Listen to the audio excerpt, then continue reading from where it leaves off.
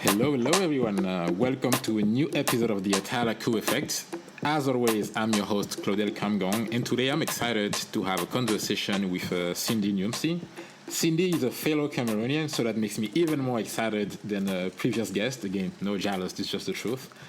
Cindy, again, is a Cameroonian. She's gone to UCLA, University of California, Los Angeles, for her bachelor, and to Georgia Tech for a master in computer science with a focus on machine learning. And she'd worked at different companies, including Netflix, for 2 years as a financial planner. And today, she's a data analyst at Tracy. But I'm just going to shut up and let you hear it from her. Cindy, welcome to the podcast. Thank you. I'm honored to be here. How are you doing today? Not too bad. It's Sunday. It's nice out. I go hang out by the pool later before it gets dark. It's a good day. How are you doing? How's your Sunday? Well, I'm kind of jealous of your weather because honestly, right now it's kind of gray outside. It rained about an hour ago. It's supposed to rain again. Oh, no. Oh, yikes. So, yeah. I'm sorry. It's okay. Just another Sunday. Can't complain so much. So enjoy the sun while it lasts. That's it's always there. I'm enjoying it. So, Cindy, tell us about yourself. Where were you born? We know you're from Cameroon, but where exactly in Cameroon? And how did you find yourself moving from Cameroon to California? Yeah, so I have born and raised in Cameroon. I had lived there my whole life until I completed high school. And then from there, I decided to go abroad to continue my studies. Why California? I just really wanted to keep the same lifestyle I had back home. I think going abroad is already such a difficult decision, and you're in a foreign country and there's so many things to get used to. So I thought that perhaps kind of picking a place that has a similar geography to where I was from would help. So I decided to come to LA next to the beach. And yeah, I grew up in Douala in Cameroon, so we had the beach. I could go there. I literally, where I used to live in Bunaberry, I could just walk down the street and get to the waters. So I was really looking for that and just also continue having the sun.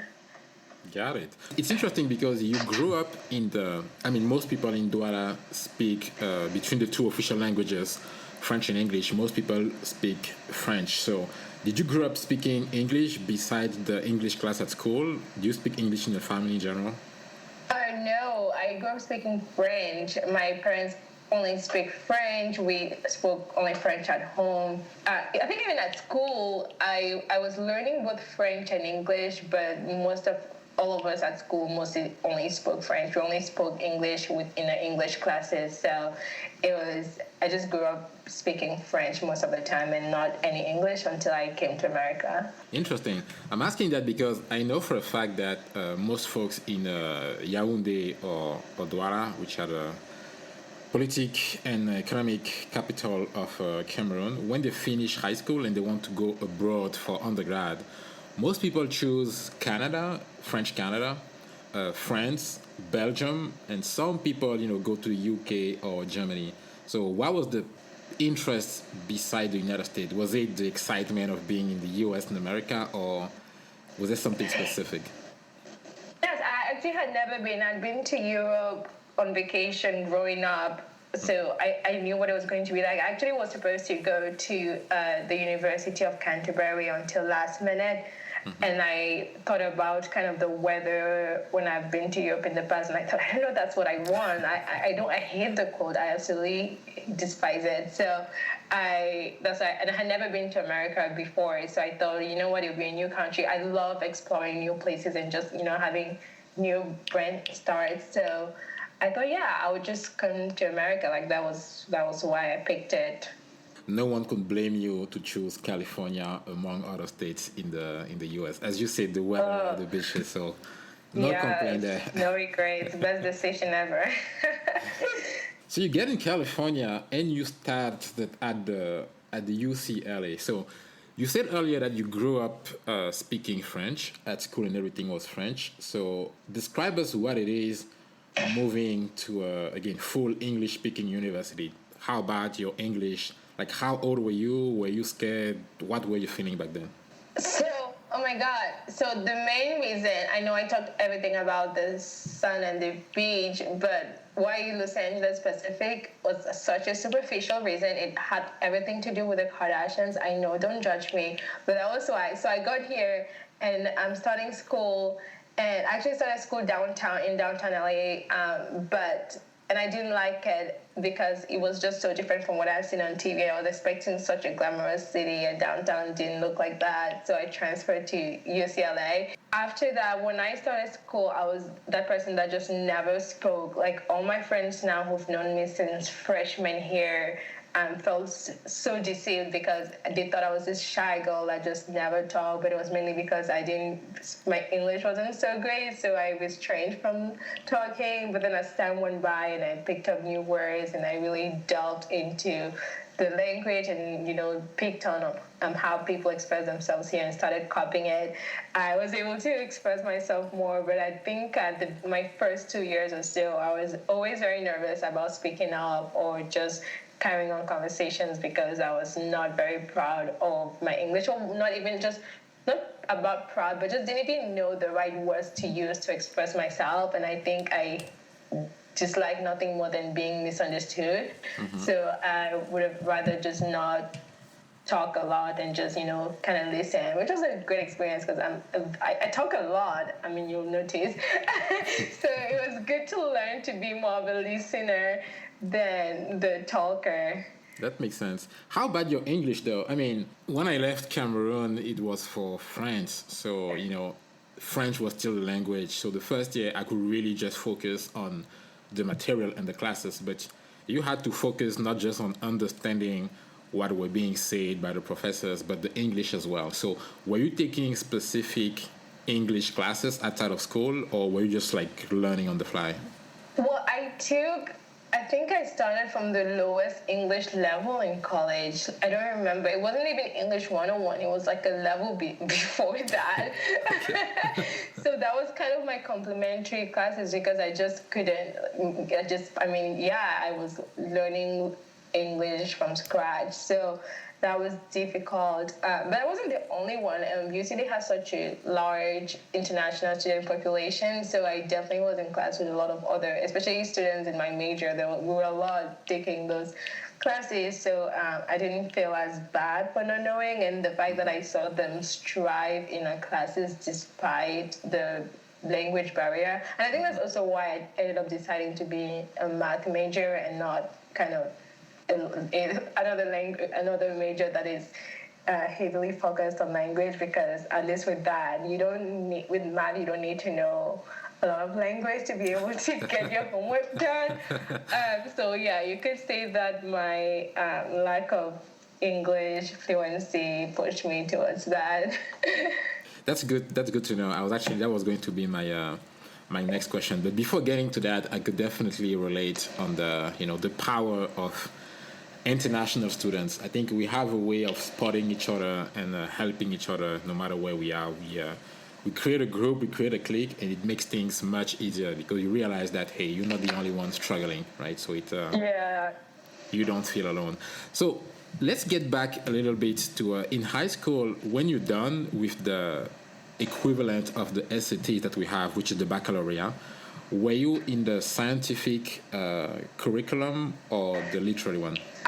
I did the science curriculum. I've always loved sciences. I loved chemistry. I loved physics and math. I didn't like biology as much. It just required so much memorization. I'm just not good with memorization.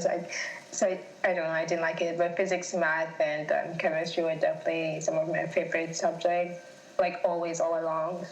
So getting into UCLA then, choosing math, you say it's one to avoid the kind of language heavy type of curriculum, which I understand, but getting back to math as well, it's just going back to what you loved already. So it wasn't completely foreign to you. It wasn't new materials from where you stand.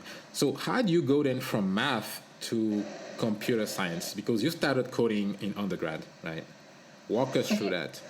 Yeah, so as a math major, I think almost all math major are required to take at least, I can't remember if it was one or two I think at least one programming course in either C or C++. So I took that for the first time as a junior. And it was one of my favorite classes. It was very logic heavy, which I loved, and it was a lot of math as well. So it was great, but interestingly, and I was very close to the teacher because I always had so many questions about kind of the problems we worked on. He made all these really fun games for us to build, but I just never even thought about working in it or doing any. I mean, I thought of doing other things with it, like I was like an actuarial mathematics major, so we used a lot of our coursework was very applied to the actuarial field. So we actually worked in Excel spreadsheets and used R for assignments and data. So I always thought about ways of like implementing some of the things I learned in programming when doing my assignments. That could be sometimes very manual, and I just hated the recursiveness of things in them. But I think beyond that, I never really looked into careers doing like the programming that I learned, which I'm not sure why, given that I really enjoyed it and I did so well in the class. But yeah. Interesting. Okay, you finished before we move on to the career. Let's finish with the studies, because after UCLA, was it the year right after that you went to Georgia Tech? And if yes, why? No. So it wasn't, not at all. I just got into Georgia Tech, so I'm just starting, and I don't think I'm going to finish until at least the end of 2021. So it wasn't I didn't know immediately that I wanted to go to grad school or anything like that. In fact, I was very adamant about not going back to school. I don't really like school at all. Did you like school? I did last school, but I'm a nerd. Really? So. No way. Oh my God. I hate school. I love learning. I'm so close to a lot of my college professors because I would spend so many hours in the office. I was literally deviating from whatever they were teaching in class to whatever research they were doing. So I've always been a very curious person, and I love learning. But school itself, God, I just hated it. I struggled a lot. I almost dropped out. I needed kind of therapy and lots of counseling to like keep going. But no, I've never really liked school, so I'm surprised I'm going back to school. But I think this time I'm trying. I went through it with a different mindset, so it's very different. Interesting. I don't know, which specific school you went to in Douala, but I think for a lot of us, and by us I mean Cameroonians, because chances is the educational system, at least in the French part, is pretty much similar. I think we don't teach kids when they go to middle school or high school. It's not really purposeful. A lot of the teaching is about memorization, history or geography. There's not that sense of we're teaching you that so that you're aware of what happened in the world prior to now, so that understanding the past will help you think about the future. It's not about, geography is important so that you have a sense that Cameroon is not the center of the world. You have to know that there's other countries out there. So I think because we didn't go to school with that sense of purpose, a lot of us didn't end up liking school. But I think... How did you? I like school mostly, at least in high school, because of my classmates. Like we had most of my really best friends up until today were friends that I made in high school. It was just a vibrant class, like a bunch of smart kids, but knowing how to have fun. So for me, I associate that time of my life with just hanging out with them. And even in class, as we were learning, we find ways to make jokes about it. So it just made That's great. a good experience for me. I do that. But now I'm guessing if a couple of years after undergrad you're going back to school, it's much more purposeful, right? Maybe you're not in love with school, but at least you know exactly what you'll get out of it, correct? Yes, absolutely. My decision was definitely based on my desire to learn and acquire specific skills and tools for bigger goals that going through school until graduating with my degree, I just didn't have any of that. I was just kind of following the steps of life. So now it's a lot more intentional. which makes the experience completely different. Yeah, I can relate to that because after undergrad, I went to a grad school as well. So I think Immediately? no, I finished undergrad in 2011. I started Oh, grad school in wow. 2015. So Oh, I think having that experience in the middle, having that professional experience, you can apply what you've learned in school to something much more practical. So when you go back to school, you have a different look at it. Everything you learn, you are immediately thinking about how you can apply that once you get back to work. yes. What was So your reason for going back to school for graduate? What was it for? Was it for an MBA or a more technical graduate degree? it was for an MBA. Oh, Yeah, where? I went to Wharton. Oh In my God! I mean, congrats in advance. Well, that's a really good business school. Wow, yeah, very thanks. impressive. That's awesome. The main goal was my undergrad was focused on computer science, and the way we teach that in France, most of the class are computer science only. So business education, I had zero. Yeah. And thinking about what I want to do long term, it was important to not just have computer skills, but understand business as well. So business school was just like the good decision. So thinking about the master you're doing right now is specific on machine learning. So why machine learning specifically? You already having the basis of coding. What brought you to the world of machine learning?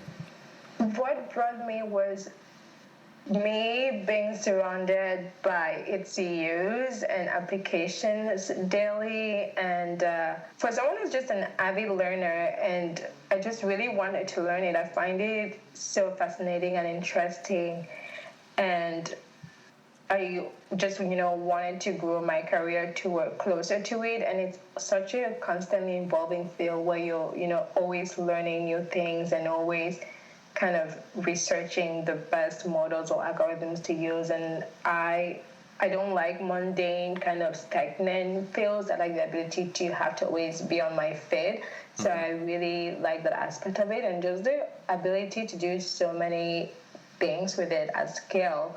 So that was really what pushed me to go towards it. And also the fact that I kind of had a specific goal in mind in learning it, even if it's not directly using it towards my career, but being able to understand it, to know how I can use it. And that goes to kind of, I'm very interested in education technology, and especially for in developing countries where I think there's a lack of education, in where not a lack of education, but I think education is not accessible, or people don't kind of go through school, like you mentioned earlier, in a purposeful way where they're able to see the applications of it and be able to use it to ameliorate lives. So I always kind of keep in mind the different ways, if we could provide a more accessible education technology where people find more practical use for it, especially for developing countries. And when I'm saying that, I'm always thinking back of where I come from, Cameroon. So just kind of, that was my thinking in wanting to learn this skill and being able to understand it, and seeing how it could be applied in education technology, basically. It's I think when most people hear about machine learning, a lot of people don't know the difference between AI and machine learning. Can you help them make the difference between the two? Oh, for the longest, I didn't know it either. But so basically, AI is sort of a field of the applications of machine learning in a way. So I'm going to put it in a very simple way that I was able to access it. But you can imagine AI sort of being physics and machine learning being math, where AI is just kind of using machine learning to be able to be what it is in a way. So I don't know if am I even making sense? But it's basically an application. AI is basically a result of applying machine learning to be able to produce intelligent artificial intelligence or intelligent machines. But it's like machine learning is a tool or a subset of AI, a big subset of AI. Gotcha. Yeah, I like how you put that. The way I kind of simplify that for folks is think about AI, in the tools that we're using every day. Let's say you have an iPhone, you're using Siri, right? Today you're asking Siri, what's the weather? And then Siri might ask you a follow-up question like, oh, in which city do you want the weather? And then because a lot of people asking that questions are asking about the weather in the city that they are, then Siri has learned that when you ask her the question, what's the weather? Most of the times you mean what's the weather where you are. So the machine has learned through the input that a lot of different people using it have provided in testing and using Siri. So the answer will only get better as more people will use it. So definitely, in that sense, machine learning can be seen as a way to constantly improve the results and the interaction that we do have with AI. And that's in the application where we're using AI, again, in the sense of I'm asking you questions or I want something out of you, and the AI can provide it me predictively. So I'm super excited that you're learning that right now. And again, I can't take for granted, and I always like to admire and encourage people who take the time to get back to school after undergrad, after working for some time. So that's a good thing. I'll be following up and see at the end of 2021 what you've learned and where you learned. Yes, please keep me on track. Will do. Let's talk about career, Cindy. So during the undergrad, you spent your summer in 2017 in Los Angeles as a coding instructor. Between October and December 2017, you were doing data analysis at the Milken Institute, still in California, but this time in Santa Monica. And then in 2018, all the way to 2020, you were working with Netflix. So can you walk us through those different experiences, what you liked, what you've learned, and especially I think most folks would be interested to learn about your time at Netflix. For most people, Netflix is just the company providing me my videos and my entertainment at the weekend or at night. But what you've done in the summer of 2017 and at Netflix, what were you doing? What did you learn? Yeah, so summer 2017 was kind of the summer when I graduated, and I actually didn't really plan. So I was applying. My goal when I was going through college and studying math, I was trying to be an actuary, and so I applied a lot of most of my roles during the fall of my senior year, fall and springs, because usually by the time we're graduating, we're hoping to have an offer. And I didn't get any of the offers I wanted in California. Most of the offers I got were in Ohio, Iowa, and I was very stubborn about moving, so I refused to move. And I decided to instead become a YouTuber. And I said, I just didn't. I think by the time even that I got those offers, I realized I didn't really want to be in the actuarial field by that point. So it was also an easier decision for me to make, not just about being stubborn about moving, but I just wanted to shift my career towards something else. And I wasn't sure, but I knew at least that I was able to make a living throughout college just through blogging and social media. And then I also had an e-commerce store. So I was like, I can make ends meet until I figure out exactly what I want to do, since I'm not doing actuarial science anymore, which was a big focus of mine throughout college. So it was a little bit of an identity crisis, but my backup plan was just relying on what was mostly my side income through college to make ends meet. And so I started YouTube, and I hated it too.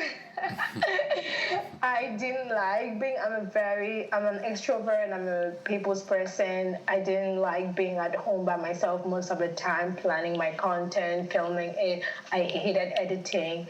And then I also just started getting bored of the content I was making. It wasn't as fun as it was because I was now doing it full time, and those weren't the things that I found fulfilling. I loved studying math, and I always found that a lot more fulfilling than any of the kind of content that I did, blogging and all of that. So kind of missing those things that I found interesting and more fulfilling.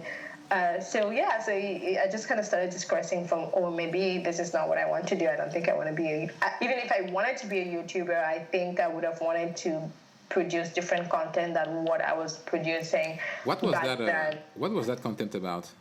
It was mostly fashion, lifestyle, and kind of crafty DIY and hacks. So that was, and so these were things that I carried on from my blog that I had. It was very fashion focused, and my social media. So that was the content, and I just didn't really find a lot of happiness doing it full time, as I did when I was sort of only doing it part time and still focusing on kind of my actuarial work. So that was the link to the love of the Kardashians when you were living. Yeah, exactly. Right? I've always been. I mean, I still love fashion, and I'm still working on my e-commerce store, and I'm still into those things. But I know they cannot be my sole focus in a way, because it's just not enough for me, unfortunately. So I still love them, and I love doing it, but just not as my main focus, or doing it 100% of the time, for sure. When you say it's not enough, not to cut you, but when you say it's not enough, it's interesting because you're not talking about enough financially speaking. It's not enough because you don't feel fulfilled doing just that. Yes. So the coding part then, did it come because you just say, oh, you know what, I'm tired of the fashion content. I have to do and I want to do something else. So the coding instructor summer internship was kind of like, okay, like why not? You stumble upon it. Or is it that even in school already, the love for math graduated into a love for coding, and then you just decided, hey, that's my passion now. I want to further and educate people about coding? It was a mix of both, because I definitely had other things I could have done. There was another offer. Well, it was also part-time, so I was still able to do my YouTube while still being a coding instructor. But even through college, I was part of this group of 4 girls, and we basically volunteer. We hadn't found a name yet, and we really believed we would continue doing this after we graduated, but we ended up having different paths. But we were almost trying to kind of start our own volunteer group. And so what we would do is we would go volunteer at different organizations that would help support untapped communities by providing financial literacy workshops or other kind of workshops to like help with careers or kind of living more independently, especially for girls and women. So we would volunteer. Have workshops at like juvenile centers, downtown women's center, and then high schoolings in untapped communities and neighborhoods. So we're doing that. And so when I found out about, I think I found it through another student on campus about the coding instructor, and this was at a nonprofit as well that focused on providing programming classes to students in school that, you know, they don't even have computers in those schools, so they're not even offering those classes, which in this modern age is, you know, it's a huge disadvantage if you're one of those kids that can only go to those type of schools. Yep. So that coincided with things that I already kind of worked towards too, and since it wasn't full-time, it allowed me to still be able to think back on really what I wanted to do next, and while still kind of continuing to work on my YouTube to see if that's what I instead wanted to do. So I took that on, and I absolutely enjoyed it, and I think it really shaped my thinking of broadened my knowledge basically about opportunities with coding, because I had to now do that research to teach those kids and get them excited about what I was going to teach them. So then through kind of learning for them, I learned for myself, wow, I'm telling these kids they should really go out and do all these things with programming. I'm not even doing it myself. And I'm not even like, why am I not even going for it either, given that I have the skill set for it. So it was great. It was very revelatory for me, and it was fulfilling to be able to bring that to the kids.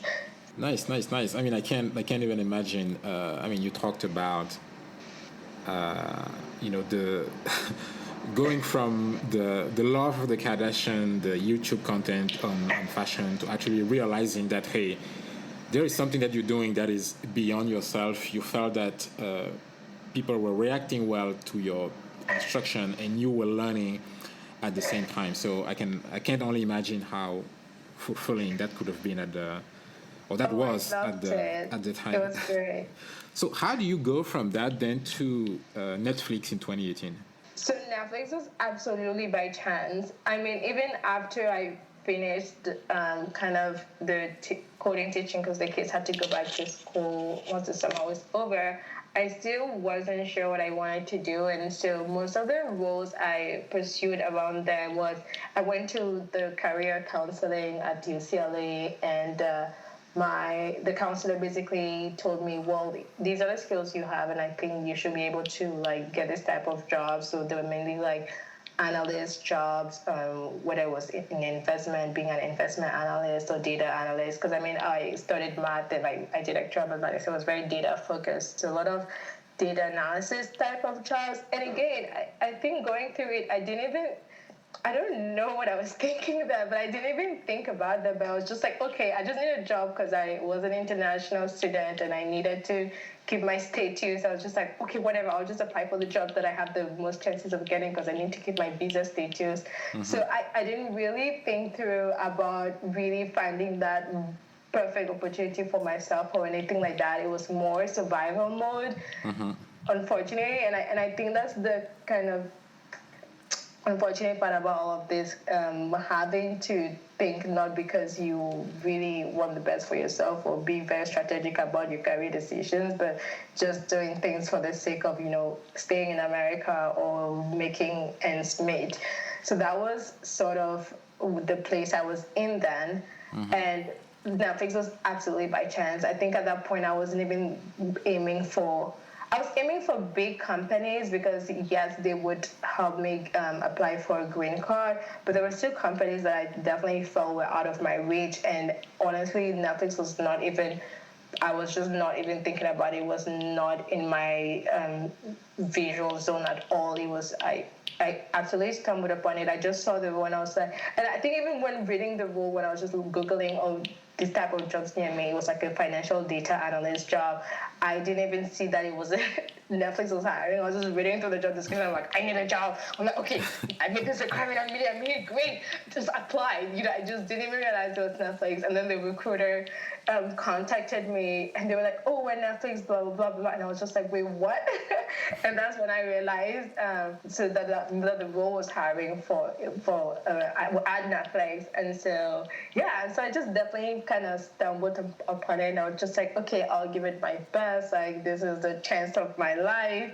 Mm-hmm. I was contracted at the beginning and then ended up getting converted full time. I mean, so it was a whole journey of just learning a lot while there. And I don't think I'd ever like intentionally worked so hard to be somewhere. Mm-hmm. So yeah, that's just kind of how I ended up there. Awesome. That's another testament that sometimes the best things in life comes in moments of hardship. I really do believe that, and I think a lot of internationals in the U.S. or elsewhere will relate to that. You're out of undergrad, you're thinking about what's next for your career, but you don't have the same leisure as your peers because, as you said, you have to find a company that is big enough to be able to sponsor you, convert your student visa into a professional one, and eventually, why not, if you want to stay in the U.S., a green card and a more temporary document. So again, it worked out well. Super happy, and again, excited to hear that you were converted from contractor to full-time as well, which is not a difficulty that people don't really talk about. But a lot of contractors, when they join those companies, they have, 3 months, 6 months, or a year contract, and it's super stressful towards the end because they don't know if they will be converted or not. So again, happy that it worked out. Oh yeah, wow. It was very stressful, especially because even through that, I was still on my OPT status. I was just like, I need to know. And I think I wasn't the only contractor, and there were others that didn't get their status renewed. So I was very nervous by the time when mine came up, and just kept asking, what's happening now? It was a whole experience. Nice. No, good job. Was it? Pardon? Good job. Hey, what was it like for you coming? Because you said you studied in France before coming here. How was that transition? So in France, it's I want to say it's easy. The struggle is about the same. The difference is that in the US, to go from your student visa to the OPT or the H-1B, which is one of the worker visa that you have. I think there's a limit to 60,000 or 65,000 per year in the US. That in France, at least all the way until 2014, 2015 when I left, there were no limits. So Really? it's stressful, but technically, if you find a company that is willing to, help you convert your visa from student one to worker, it will work out. So I did not know that. yeah, we don't have that upbound limit that the US has. So in France, it wasn't really. It's a struggle because in the US, when they give you an H-1B, it's generally for 3 years that you can renew for 3 years. So in France, it's every single year. That's the only, not the only, one of the downsides. Every year. Exactly. Every single year, you have to align at the equivalent of the USCIS, have all of the papers in mind, and sometimes you just don't know if you have like the right document to present because sometimes it changes depending on who you talk to when you're actually in front of the counter. Some people can ask you for more documents that you can have. Sometimes because your family situation is tough, you can have one of those documents. So it's definitely a stressful, recurrent event. And coming to the US was a bit simpler because the student visa, the moment you have an offer letter from a school, the student visa is pretty much easy.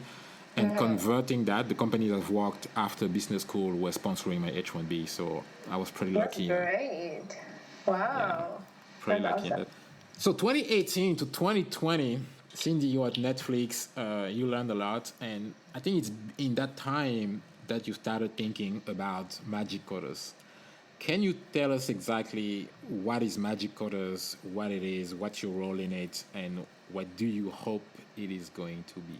I think it all came to me when I started wanting to transition from kind of being on the finance team to being on the data science and engineering team. And I felt a little bit overwhelmed by all the information that I was trying to research on and what would be the right steps to take given my background. And also that coupled with my experience kind of creating workshops and educating women on different opportunities and helping them being kind of more independent, whether it was financial wise or life development wise. So I think I just connected the dots with that and realized, and even after I graduated, I had still continued to have some of those workshops and continue tutoring whenever I could. It was a lot less frequent given my work schedule, but I still continued and so I still realized that there were a lot of I was tutoring like middle school students, high school students, and still worked at a downtown women's center and realized that there were a lot of people that just didn't know what was available out there for them in terms of career opportunities on which fields and industries, and they just didn't have anyone around them that could guide them. They didn't have an uncle that, say was a doctor that could tell them about what it's like being a doctor, or had, or whether their parents were working in a field and could tell them, they just didn't have any, they weren't just acquainted with any of that, so they're not even thinking that way versus other people that I met that were either younger siblings or friends, or when I was tutoring in college, and it was paid tutoring, and I was tutoring people whose parents have the means to hire a private tutor like myself to tutor their kids, and the kids exactly knew what they wanted to be. Either their parents were lawyers and they knew they were going to be lawyers, or their parents were engineers and they were going to be in the same field.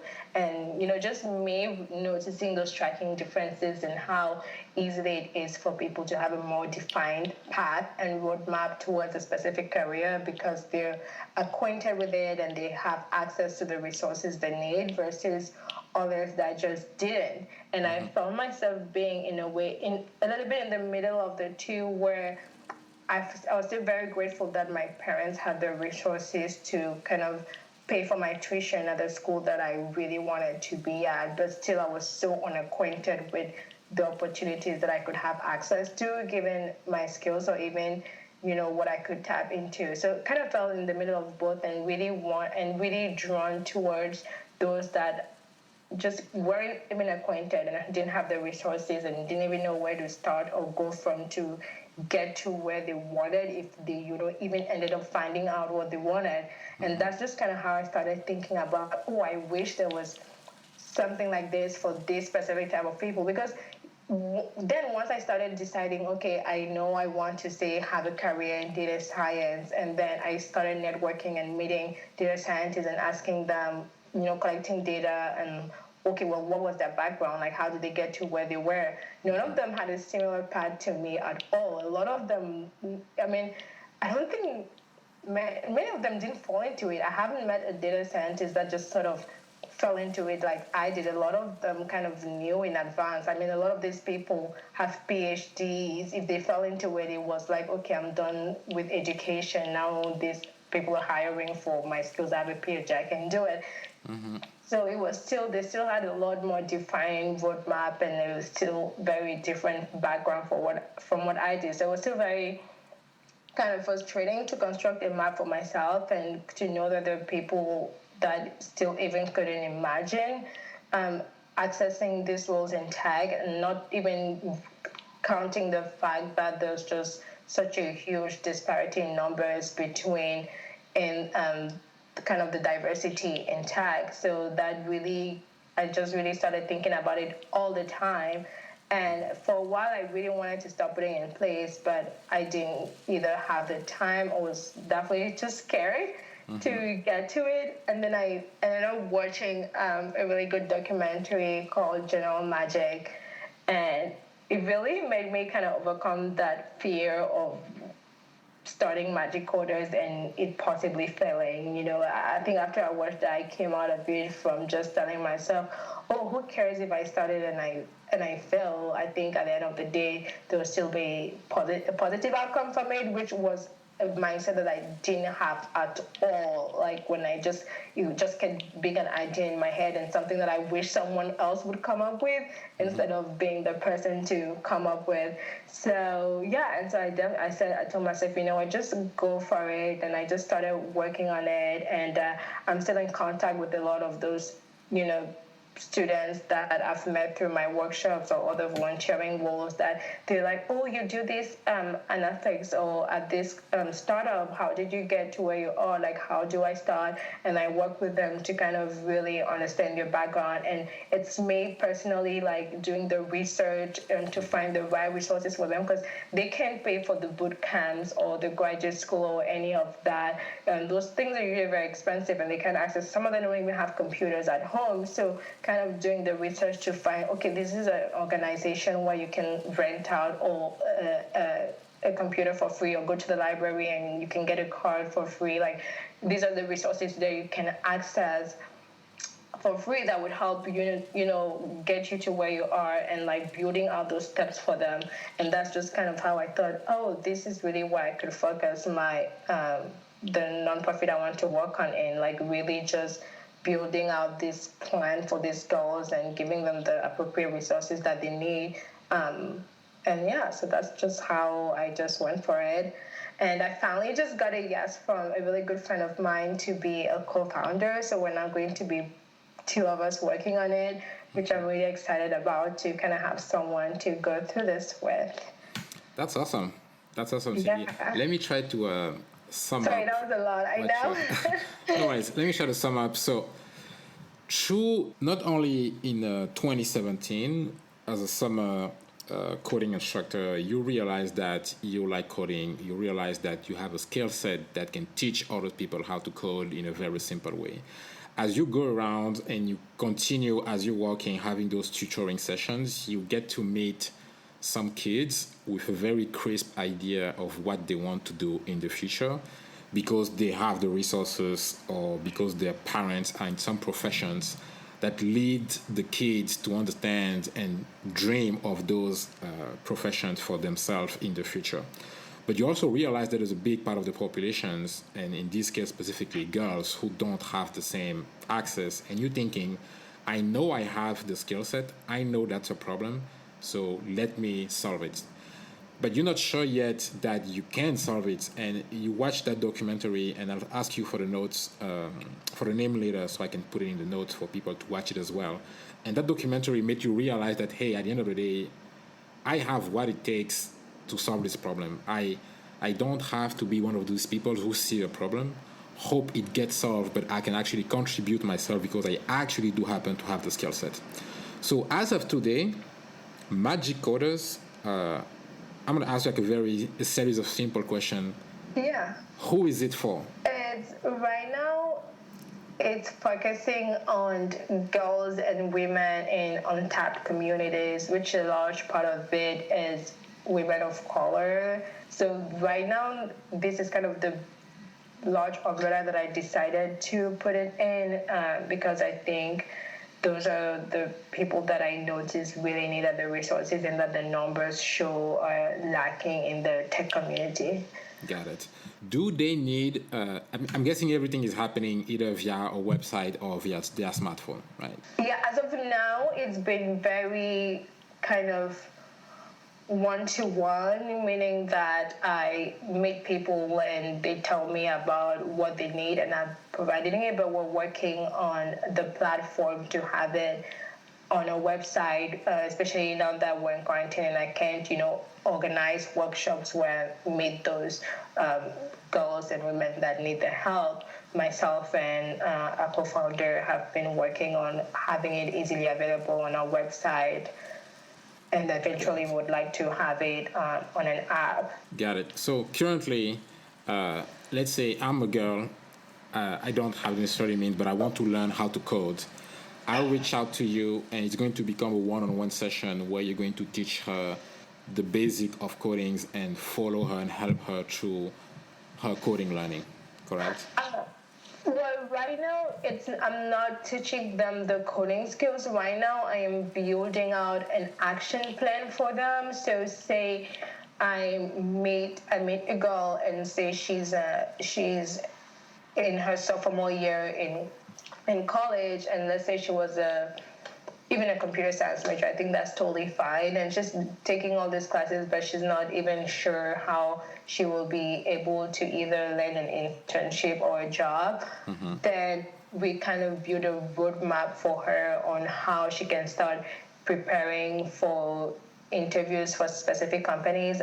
So the action plan will basically point her, okay, if you've never taken an interview before, here is a resource for how to prepare for interviews, how to get ready, and how maybe to even find a mentor and network with people in that company to even say get a referral. So it's just about pointing them to the right resources that they have a difficulty finding on their own, or even sometimes when you do research on your own, you're not able to find the entire tool set that you need to be able to accomplish something. Mm-hmm. So really facilitating, providing that for them, especially given that they don't have anyone that is in the field that they can easily access to. And so eventually, if I know someone who's doing what they want to do through my network, then I connect them, and hopefully they can, they can build a mentor-mentee relationship. And that's also part of what we're trying to offer through Magic Coders.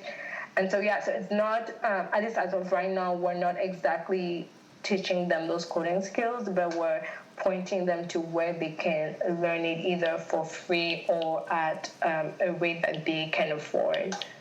Got it. Okay, that makes sense.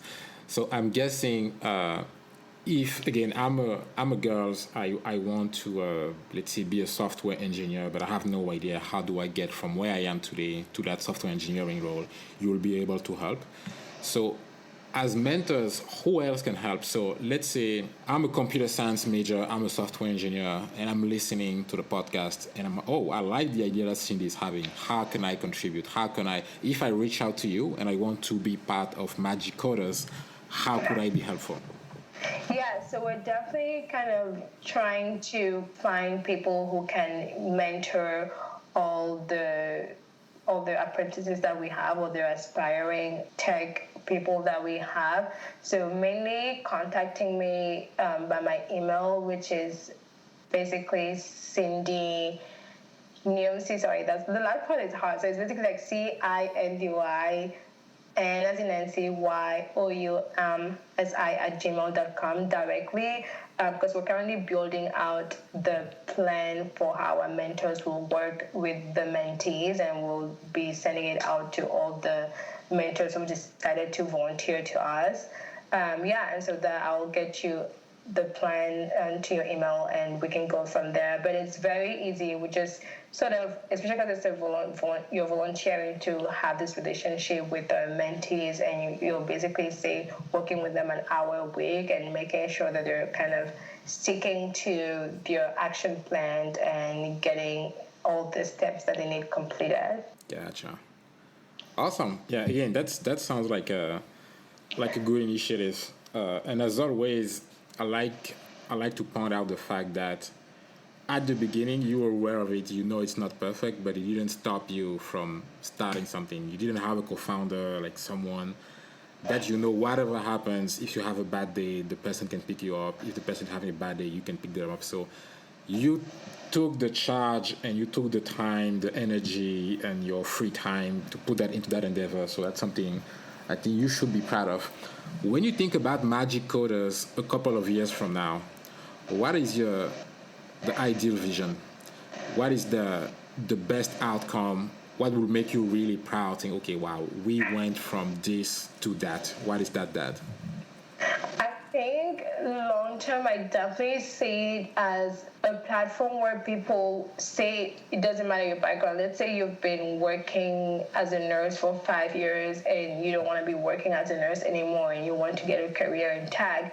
Mm-hmm. But you don't even know where to start. You don't know if you should be going back to school or joining a boot camp or anything like that. Or let's say you can't even really afford the time to be fully immersed in a boot camp because, say, you have a kid to take care of or a family to take care of. And so I imagine it being a place for those women to just come to Magic Coders and, answer a couple of questions so we can understand your background, your schedule, their availability, and their experience, and really kind of create a personalized action plan that they can follow on their desired timeline, mm-hmm. as well as providing resources, whether it be in the form of trainings to supplement that action plan or pointing them to the right resources in that action plan, as well as kind of pairing them with a mentor that usually is in the field that they're trying to work in, or is in the role that they're trying to get, to really guide them into what they need to accomplish to get that role and help them complete their action plan. And lastly, provide recruiting training, so interview training, and as well as networking events with recruiters at places that they might be interested in working in. So that is kind of the package plan and vision that we have for Magic Coders 5 to 10 years from now. And also, I think it will be important for us to have workspaces where a lot of these girls and women that say can't even afford to have a computer. And at this point, I'm really thinking in developing countries, as we'll definitely really like to expand internationally, and starting from my home country, Cameroon, where I'm sure a lot of girls back home don't even have computers and they wouldn't know how to kind of be able to do some of the steps or trainings in their action plan at home. We would love to be able to provide them with workspaces where they can come all day, where it will be similar to a library, and they can work from there and have people that are there or other peers and students like themselves help them and collaborate together.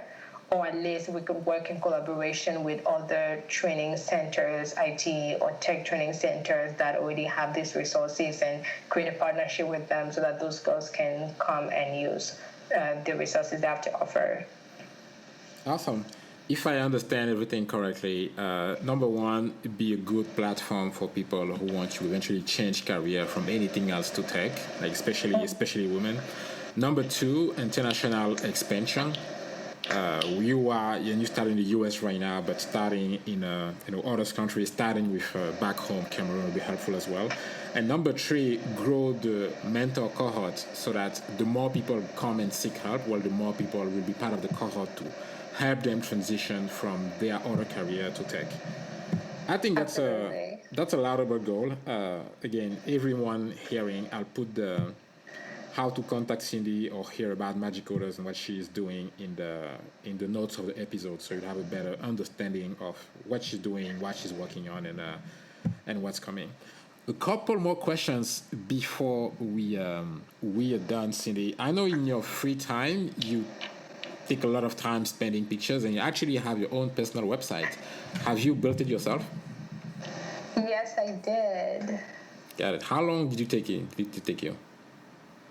I can't remember now. I know I put how long it took me though. I think about a week or so.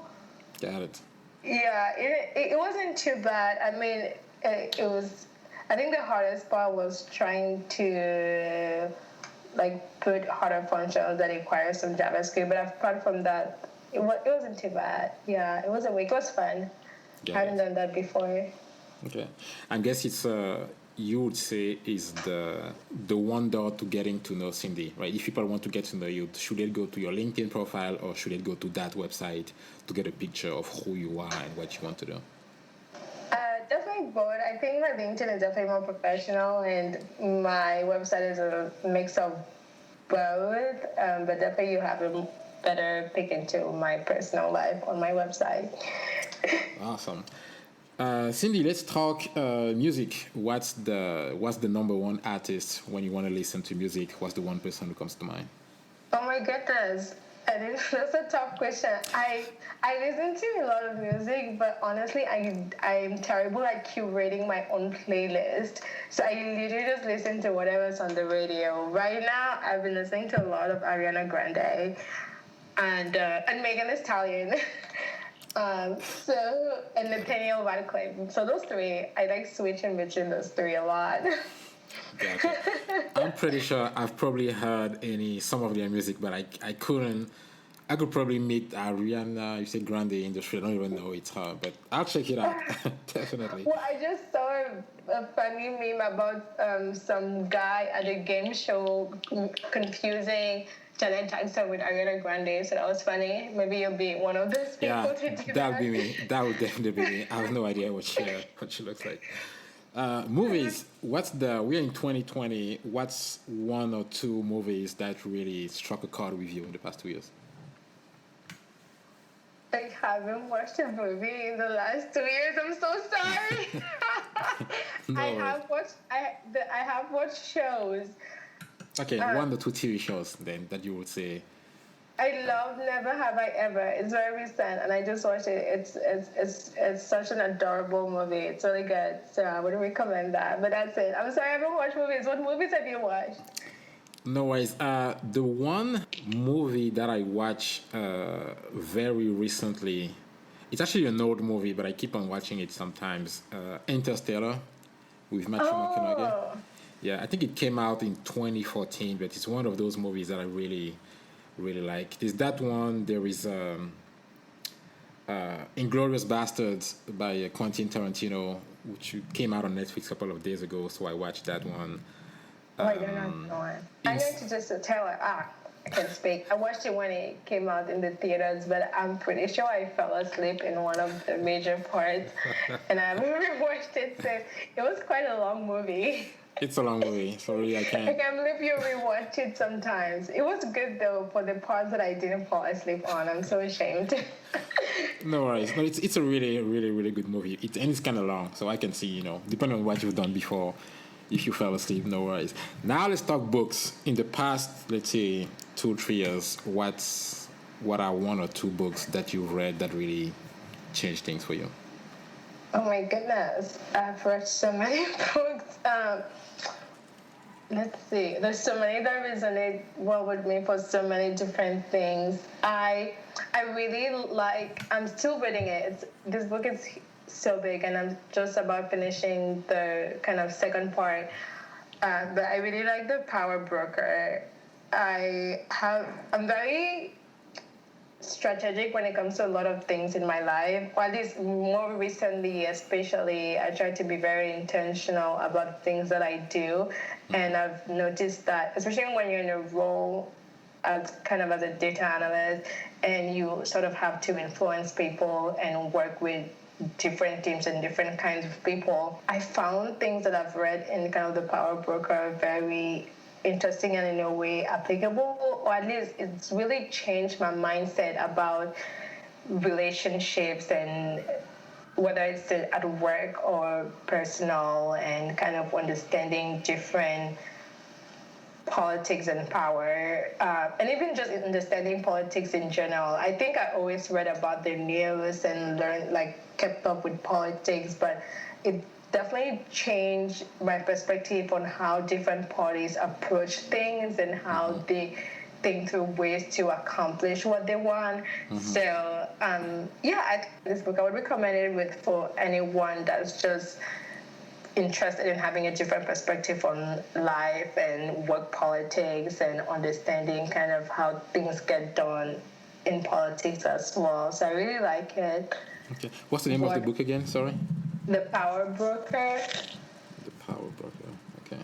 Yeah, it's this genius guy that's just really good at getting stuff done, and it's great. I mean, I think I read it because Barack Obama recommended it in one of his book lists a long time ago or something like that, and I bought it then, and it was always on my bookshelf, but I just got into it in the last 2 years. It's such a big book, so it takes a while to read through. Got it. Awesome.